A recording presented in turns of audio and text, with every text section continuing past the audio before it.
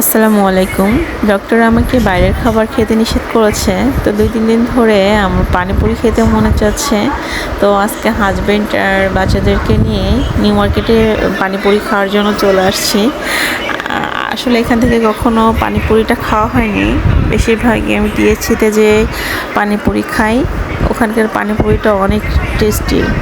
তো আজকে যার অলসতাই মনে করলাম যে এখান থেকেই খাই। তো আমাদেরকে আঙ্কেলটা পানিপুরি তৈরি করে দিচ্ছে। আমি বললাম যে আমাকে ঝাল টকটা দেন, উনি মিষ্টি টকটা দিতে চাচ্ছিলো। দেখুন উনি আমাদের সুন্দর করে বানিয়ে দিচ্ছে। কিন্তু আসলে কি খাওয়ার আগ মুহূর্ত পর্যন্ত কখনো ভাবতে পারিনি যে আসলে খেয়ে কী বলবো, মানে কীভাবে বোঝাবো, খেয়ে আমাদের যে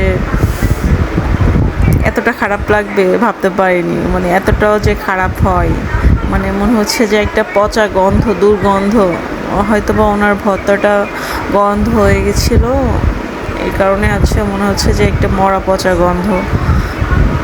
দেখেন আমার মেয়ে খাচ্ছে, ওকে জিজ্ঞেস করার পরে ওর কোনো করতেছে না। এরপরে আমার হাজব্যান্ড তো খাওয়ার আগে খুব একটু ভাব মারতেছিল, মনে হচ্ছিলো খুব মজা হবে, খুব খুশি। তারপরে ও এক পিস খেলো, খাওয়ার পরে আমি ওকে জিজ্ঞাসা করতেছি যে কেমন হয়েছে। ও বলতেছে যে মানে মুখেরই। তারপর